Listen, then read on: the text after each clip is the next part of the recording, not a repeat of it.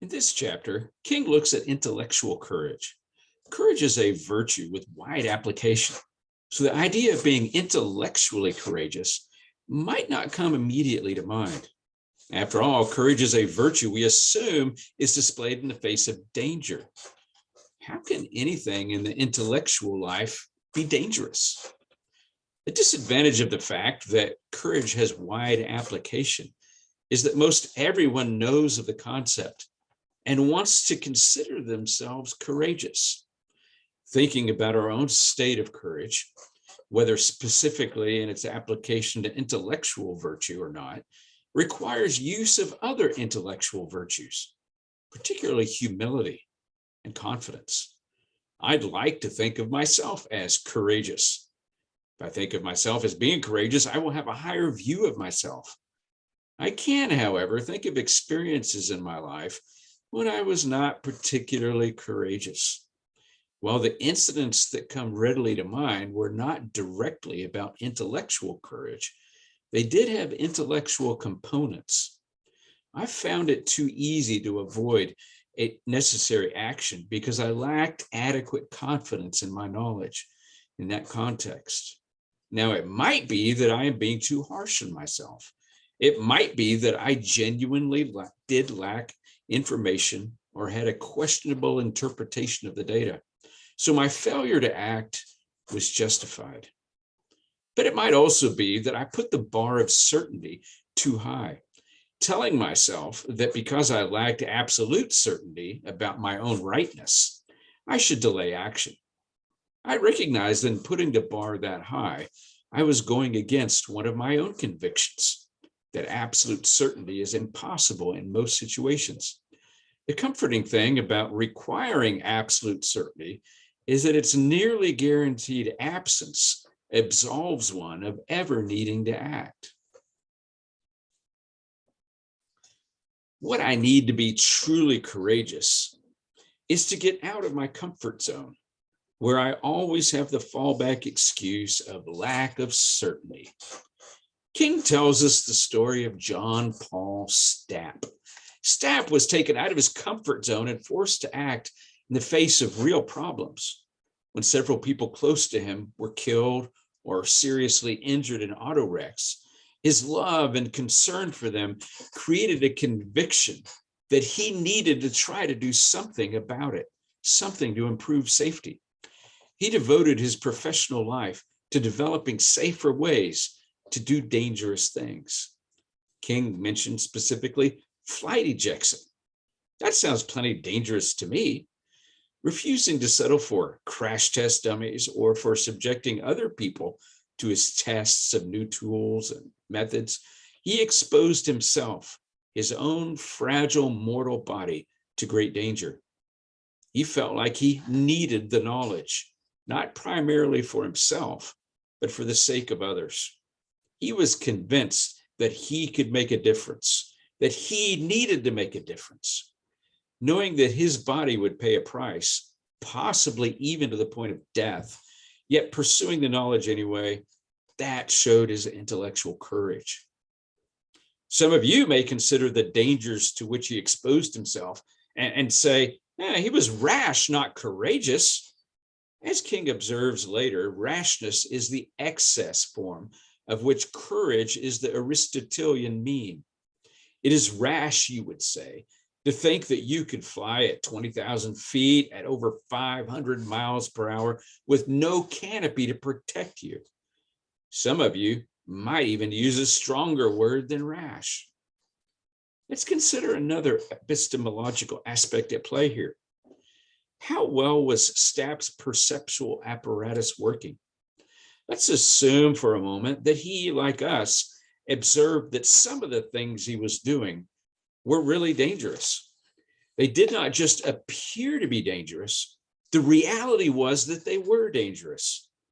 How would we describe the situation if Stapp's perceptual apparatus were not functioning properly? Would the formation of a belief that what he was doing was not truly dangerous indicate a poorly functioning perceptual apparatus?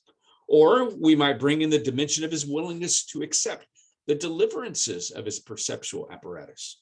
Have you ever heard someone say, "I couldn't believe my eyes"? That's an example of what failing to accept the deliverances of one's perceptual apparatus could look like. What about Ruby Bridges? The second example that King offers. A superficial glance at her story might leave you feeling incredulous. She's a little kid. How can a little kid be courageous? But then you pay closer attention. You see all the meanness and threats directed at her. The threats weren't just theoretical or at a distance. People with real power to hurt her were in her face for an extended period of time. Those people, adults by the way, were acting on the conviction that she was a dangerous menace to their own children. What did she do? Well, she calmly went about her business. She took the test to get into the school that didn't want her. She applied herself to study and learn once she started attending that school. Her hunger for knowledge relativized her fears. Sure, just walking into the school was dangerous, but she wanted to learn, and she wasn't going to let people stop her. What about the people screaming in her face? What can we say about their practice of intellectual virtue? Were they being courageous in their actions toward her? Did they take themselves to be acting courageously? Was their confidence in their belief that she was a dangerous menace well-founded? Did they analyze or assess the accuracy of their beliefs? Were they courageous enough to question the dominant convictions that they shared with their peers?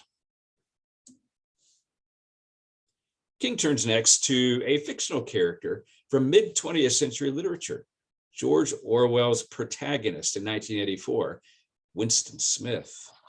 An important distinction is brought forward in this illustration, the distinction between believing and saying. Smith believes that 2 + 2 = 4.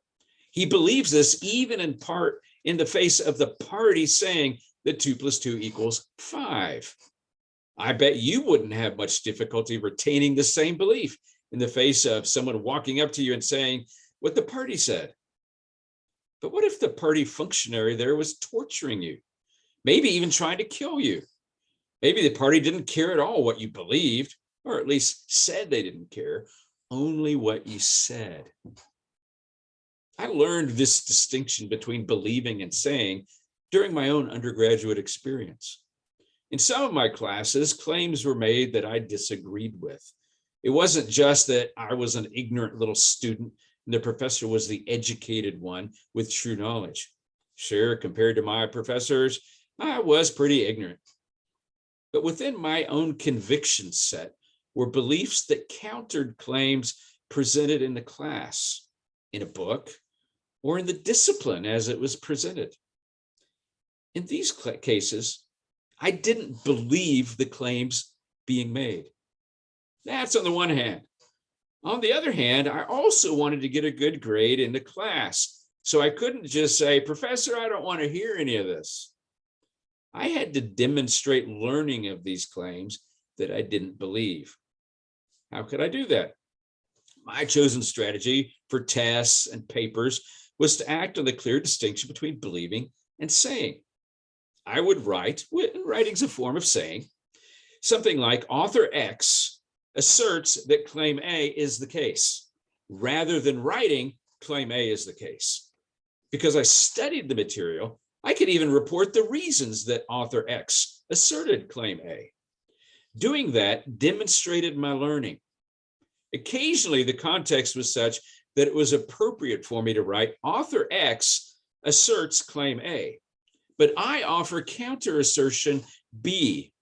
And here are my reasons. My teachers were happy with the way I handled disagreement. I know not all teachers out there would be as satisfied as mine were. A few insist not only that students say the expected thing, but that students come to believe the expected thing. Having learned from my own teachers, I try to communicate to my students that their grade is not contingent on their agreeing with me. They can use the saying strategy to demonstrate their learning, and that's acceptable. But what about teachers who don't settle for the saying strategy. Can you think of occasions or contexts in which students coming to believe what is taught could be important? What comes to mind for me are disciplines that are rooted in action. Consider medicine. If one is a medical student, one who will be treating human patients, does it matter what one believes?